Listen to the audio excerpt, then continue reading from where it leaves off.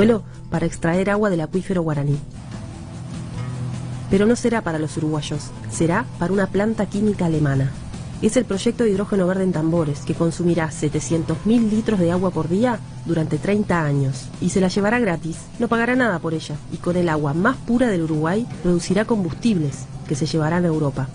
La industria del hidrógeno verde llegó a Uruguay patrocinada por el Banco Mundial y en poco tiempo se transformó en una prioridad urgente para el gobierno y en el camino incuestionable para nuestra economía. El hidrógeno verde es una oportunidad inmensa para el país. Uruguay podría ser un exportador neto de hidrógeno verde. Para que esto sea posible, nosotros creemos que es necesaria una mirada a muy largo plazo. Similar a lo que se hizo con el sector forestal, por ejemplo, en el país, del cual también el BID ha sido un actor de apoyo. Dicen que vienen a Uruguay por nuestra capacidad para producir energías renovables, pero la realidad es que vienen por nuestra agua. La industria del hidrógeno verde recién comienza a desarrollarse y su principal dificultad es conseguir fuentes de agua dulce de calidad. Desalinizar o filtrar aguas residuales es muy caro. Por eso, cuanto más pura es el agua, más barato es el proceso de producción. Justamente, el agua de Tambores es conocida por su excelente calidad y pureza. Prácticamente no requiere de ningún proceso de potabilización para ser consumida. En este sentido, es un emprendimiento experimental, ya que no existen antecedentes en el mundo de producción de combustibles a partir de agua subterránea. Seremos los primeros en disponer del agua de los acuíferos para producir hidrógeno, por lo que resulta difícil poder predecir las consecuencias. La recarga de los acuíferos es un proceso que demora muchísimo tiempo, por lo que si se extrae más agua de la que se puede recargar naturalmente, el daño es irreparable. Cuando disminuye el agua subterránea, se secan los arroyos y los ríos, y aunque llueva, no recuperan su caudal.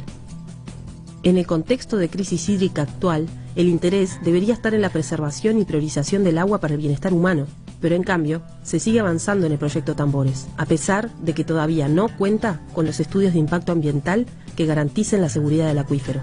La empresa ya obtuvo los predios que pretende ocupar y ya se realizaron las perforaciones para encontrar el mejor punto para la extracción de agua. En Uruguay ya somos renovables y estamos listos para impulsar la economía del hidrógeno. Recientemente se confirmó otro emprendimiento de hidrógeno verde en Durazno, vinculado a UPM.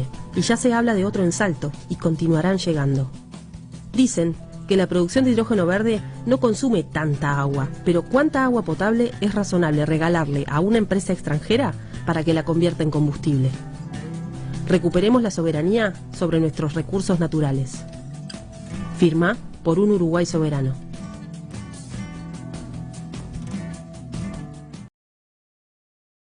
El tema de estar. Estamos por empezar. Ah, perfecto. Bueno, veíamos este video y bueno, la importancia que tiene ese plebiscito también por un Uruguay soberano. Ya veremos cómo atendemos todos estos temas. Ya estamos conversando con el entrevistado del día de hoy, que es el ex patrón de pesca, Jorge Villi. Justamente hoy, escuchando el informativo local, ¿qué decía un dirigente del Frente Amplio local? Hablaba de la pesca artesanal.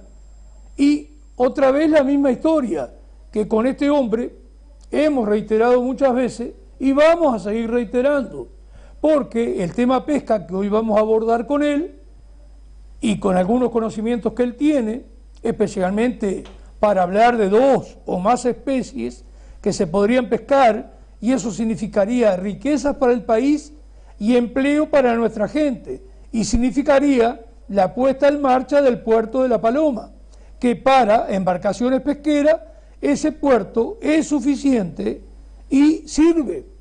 Bueno, estamos con Villi, que ya le estamos dando de a poco la palabra, y justo ya le decía a Villi, en un informativo local se vuelve a repetir todo este desconocimiento en parte de una tarea que usted ha hecho a partir de la necesidad que tienen los barcos pesqueros de armadores nacionales, que son unos 50, de trasladarse del puerto de Montevideo por las condiciones lamentables en que lo dejó, a partir de que el muelle que ellos tenían, que era 3 veces más grande y con galpones, fue cedido a UPM2. Y ahí usted hablará ese detalle por un lado, y cómo ha hecho gestiones que han durado más de 1 año y pico para poner operativo el puerto de La Paloma, porque parte de esos barcos pesqueros nacionales tenían la pretensión de venir a recalar y trabajar desde el puerto de La Paloma. Correcto, buenas noches primero para la audiencia. Sí, Julio, nosotros hubo bastante desgaste en esa lucha que significó tratar de que se dragara correctamente el puerto, con la intención justamente de convertirlo en un terminal pesquero.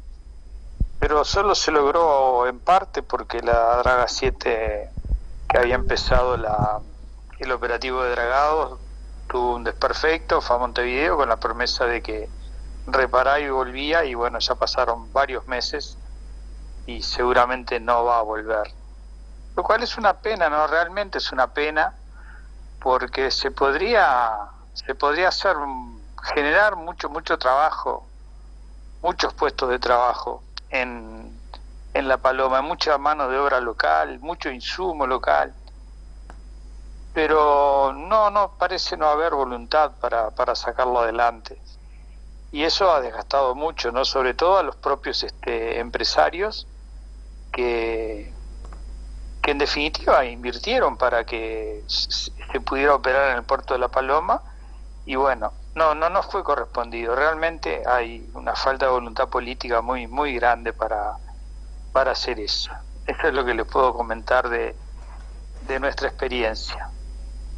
Sí, para nosotros es evidente por la actitud asumida por ambos diputados, especialmente la forma descarada que el diputado por el Partido Nacional habló acá en medios de prensa informando que no había nadie interesado en operar el puerto de La Paloma. Y después Tinaglini, Gabriel Tinaglini, el diputado por el Frente Amplio, que usted habló mucho tiempo con él, más que nada, que sin salir a hablar abiertamente que no hay interesados, no dice lo que tendría que decir, es que en sí hay interesados.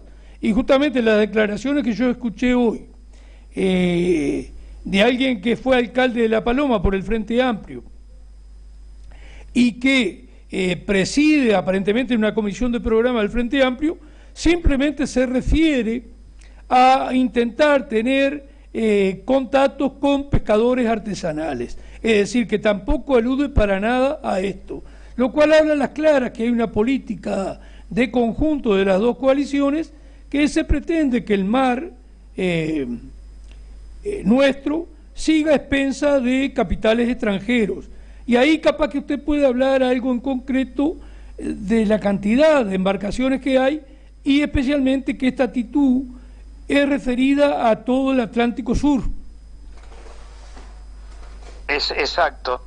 Bueno, el tema de aseverar en esa forma de que no hay interesados, creo que es muy liviano, porque no los va a haber en la medida que el puerto no sea tentador, el puerto de La Paloma no ofrezca las condiciones necesarias para que se pueda cómodamente desarrollar la tarea de carga y descarga desde este puerto, y todo el movimiento que implica el producto en sí, ¿no? La producción pesquera en sí.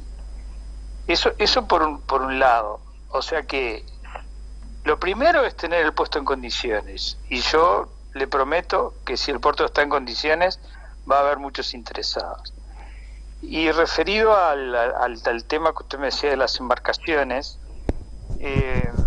bueno, hay un problema que el INIDEP, que es el Instituto Nacional es como la DINAR uruguaya, como nuestra DINARA, pero argentina, que se dedica a la investigación y desarrollo pesquero, ha planteado un problema grave y serio con la piratería de barcos en el Atlántico Sur, que perjudica directamente a Argentina y a Uruguay, básicamente, ¿no? Estamos hablando de que en el puerto de Montevideo estarían operando aproximadamente 700 barcos al año en una actividad que para nada parece legítima o legal. Y yo le contaba que hay entre 10.000 y 13.000 millones de dólares al año que son extraídos por embarcaciones de otros países, por ejemplo China, Taiwán, y que eso, por supuesto, que quita ese capital, esa riqueza, ese alimento al Atlántico Sur. O sea que son cosas que tenemos que corregir y tomar muy en serio. Y decíamos, el puerto de Montevideo ofrece dificultades para la operativa de la pesca nacional, pero hay 700 barcos extranjeros que operan en ese puerto, barco pesquero de bandera extranjera, ¿no? Así que, como verá, son varias cosas que tenemos que corregir y de varias cosas que tenemos que hablar, pero esa es una. Digo, el puerto de Montevideo no va a seguir, no ofrece ahora condiciones buenas y no las va a ofrecer. Así que volvemos con la paloma y vamos a seguir hablando, gastando saliva y capaz que logramos algo. Sí, y si el que no hace la gestión o no lucha, menos va a conseguir, ¿no? Exacto. Y también, y ya lo habíamos hablado en algún momento con usted, hay que pensar en el desarrollo pesquero y en la diversificación pesquera, que de diversificación hace mucho que hablamos, pero poco hacemos, muy poco hacemos, y se puede hacer. El recurso anchoita no está siendo explotado, en una mínima escala está siendo explotado por Argentina y cero por Uruguay. Y hay un cupo de 120.000 toneladas que corresponderían 60.000 toneladas a Uruguay y 60.000 toneladas a la República Argentina. Sí, porque hay que recordar que el acuerdo que hubo sobre el Río de la Plata en el año 73 fue muy beneficioso para Uruguay. Hay que reconocer ese detalle. Exactamente, sí. A partir de que se creó la Comisión Técnica Mixta del Río de la Plata y su frente marítimo, en el año que usted dijo, en el 73, fue bastante beneficioso porque amplió nuestra jurisdicción de pesca, o nuestra área de pesca se vio duplicada. Si no hubiera existido ese tratado, tendríamos bastante menos kilómetros cuadrados de mar para la actividad pesquera. Pero tampoco sirve de mucho si no la desarrollamos plenamente, ¿no? Digo, la tenemos, pero no hacemos uso de ella. Usted me decía que la anchovita, porque estamos hablando que Uruguay podría explotar, que Argentina, como usted dice, creo que de las 60.000 toneladas, creo que explota 8.000, que me dijo usted, pero Uruguay no explota absolutamente nada. Estamos hablando de 60.000 toneladas, que serían 60 millones de kilos, y estamos hablando de un precio de, por kilo, $3.400, 3.40 por kilo. 3.40 por kilo. Estamos hablando que llevando a todo el cupo, Uruguay tendría ahí una explotación que le daría valores de $200 millones al llegar a 60.000 toneladas anuales, que sería el cupo que podría tener, y podría llegar hasta esos 60 millones de kilos. Que son unos $200 millones. Y corremos... Sí, es nada un dinero importante. Nada despreciable. Y en este año, particularmente en este año, todavía corremos con ventaja, porque uno de los grandes productores de un similar de la anchovita, la anchoveta, es Perú, y Perú este año no ha abierto los cupos de captura, o sea que no es competencia, y cuesta un poco entender por qué desaprovechamos este recurso en un buen momento y con un precio de exportación que es superior al de los productos tradicionales que exportamos nosotros, como es la merluza, calamar, corvina y pescadilla. Está con un precio bastante por arriba.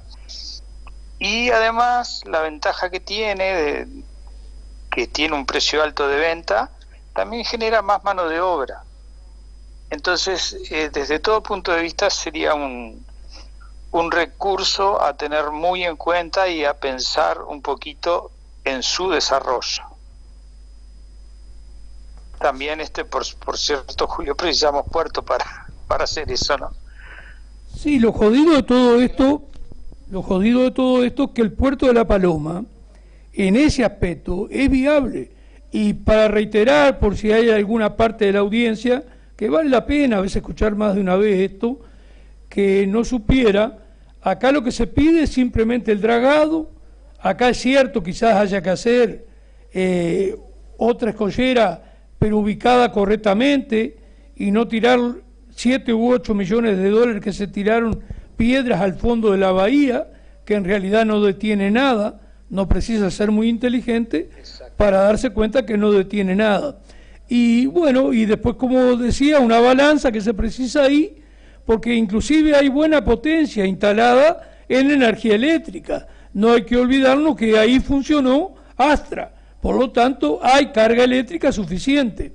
Y usted me decía que lo sumo habría que gastar unos 40.000 pesos, unos $1.000 en unas llaves simplemente para el funcionamiento del puerto. Así que el puerto de La Paloma básicamente está precisando un dragado, una balanza y hacer determinadas correcciones en la instalación eléctrica, que es suficiente. Y bueno, y el tema de una especie de escollera, que no sería una cosa tan difícil de hacerla bien, para detener el ingreso de arena y no tener tanto costo en el dragado, es decir, que el dragado durara el mayor tiempo posible para la operativa de los barcos.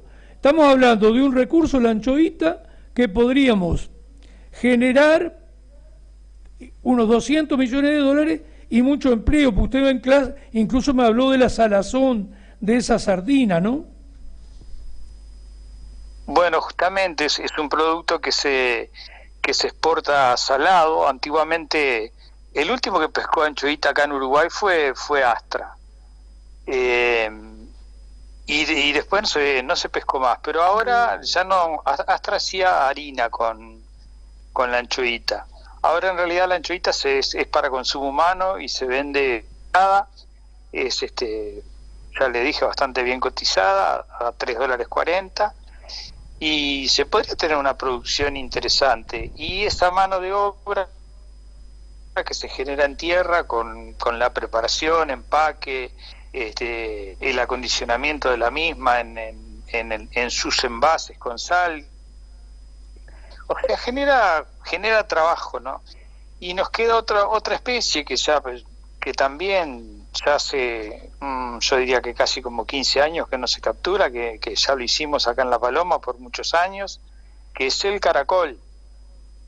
Es un recurso que se encuentra justamente cerca de La Paloma, muy cerca de La Paloma. Es entre la línea del Chuy y Punta del Este. Es decir, que es una pesca casi tipo costera, ¿no? Chuy, ¿qué me decía? Es una pesca casi costera, digamos. Es una pesca casi costera, una pesca de poca profundidad, entre 30 y 50 metros de profundidad, pero que dio buenos resultados y después el mercado se vino un poco abajo, pero ahora está interesante también el mercado. Y esa pesca sí, no hay más remedio que hacerla directamente desde el puerto de La Paloma, por su proximidad, porque la embarcación sale y a las 2 horas ya está capturando. Y lo mismo para el regreso. Y lo mismo pensar en una estructura para un proceso que también lleva este producto. Y le reitero, estamos hablando de $7 por kilo. Es interesante. Y bueno, son esas un poco las ideas que tiramos, que decimos, que comentamos, a ver si alguien tiene la voluntad política de hacer el esfuerzo por dejar en condiciones nuestro puerto. Sí, acá lo que habría que hablar, que es nuestra opinión, y asumimos como opinión que la damos nosotros, es que los países se conquistan de dos maneras: por la fuerza, militarmente, y segunda manera, a partir de la deuda. La deuda es un instrumento de sometimiento y extorsión. Y acá lo que está el país es condicionado, y está condicionado de no disponer de sus aguas territoriales, que sus aguas territoriales es una superficie superior incluso al territorio terrestre. Y bueno, esta es la realidad que hay que luchar contra ella, porque es necesario que los pueblos aprovechen las riquezas que tienen, y esta es una de ellas.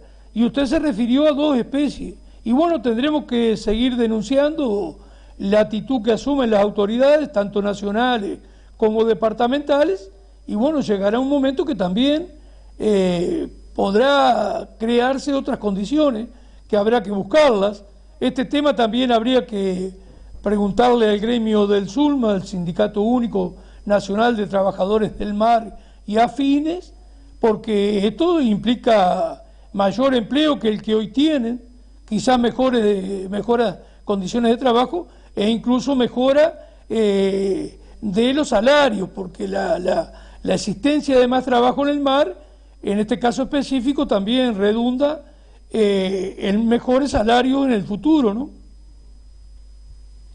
Totalmente, y además recuerde siempre que la actividad marítima no requiere únicamente la mano de obra de quienes tripulan los barcos nacionales, sino que tiene una cantidad de empleos indirectos y de capitales indirectos que se necesitan, insumos, genera muchísimo movimiento.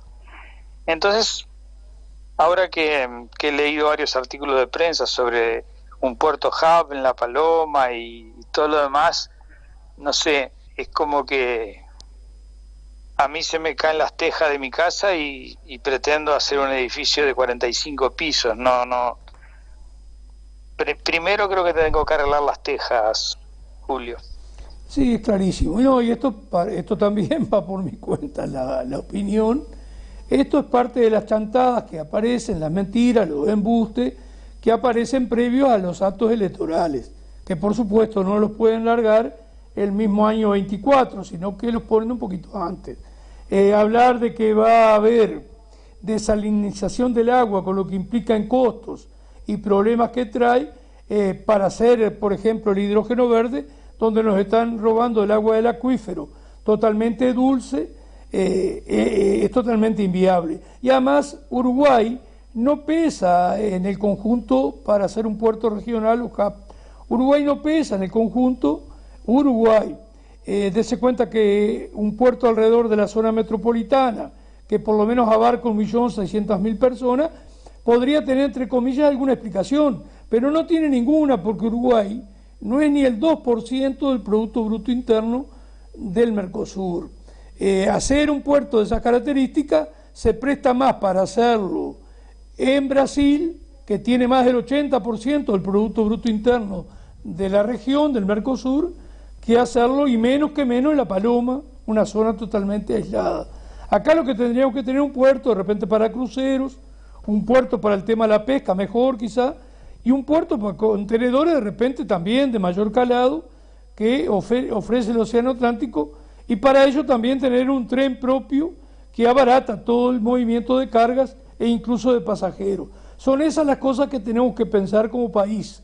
Como bien decía usted, si tiene las tejas rotas, no se va a poner a hacer un edificio de muchos pisos o meterse en algo antes que arreglar lo que cuesta mucho menos y que nos puede generar mucha riqueza y mucho empleo a corto plazo.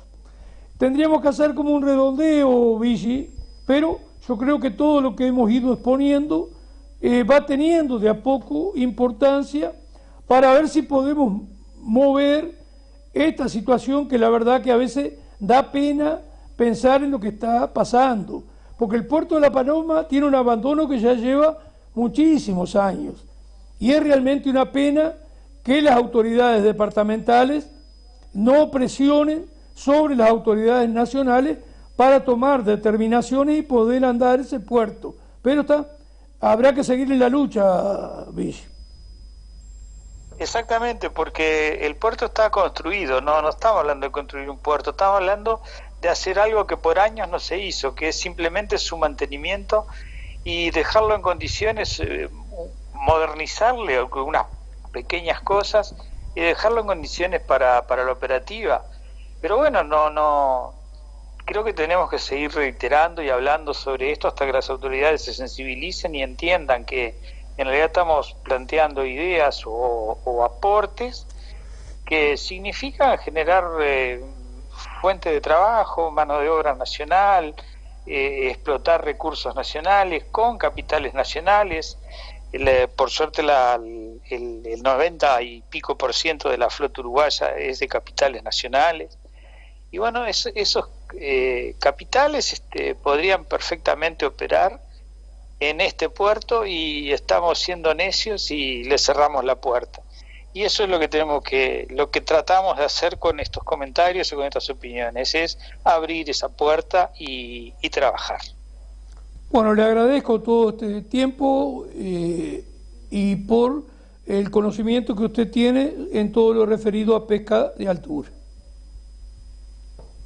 Bueno, siempre a las órdenes y nos hablamos cuando lo considere necesario. Muchas gracias. Gracias a usted. Pasamos la segunda propaganda, Homero.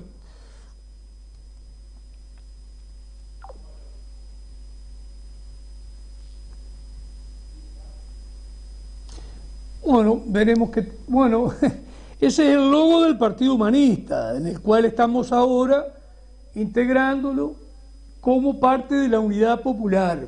Sin duda ninguna hay que empezar a votar partidos chicos para empezar a cambiar esta realidad. La gente tiene que entender que en octubre debe de votar a los partidos chicos. Después, con esa costumbre que tiene una parte de los uruguayos que quiere ser ganador, uno después votará a cualquiera de las dos coaliciones, la que le guste más o menos. Quizás algunos sectores de nuestro partido opten de la Unidad Popular, opten por acompañar en noviembre al Frente Amplio, por ser un poquito más prolijo, y algunas otras virtudes de dar algunos regalitos, pero en octubre hay que votar partidos chicos de todo tipo. Y ahí que están en alguna medida también inmersos los plebiscitos, hay que ir buscando una unidad desde abajo que realmente está un poco débil.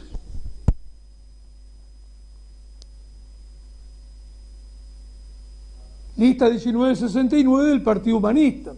Ese es el logo que lo identifica.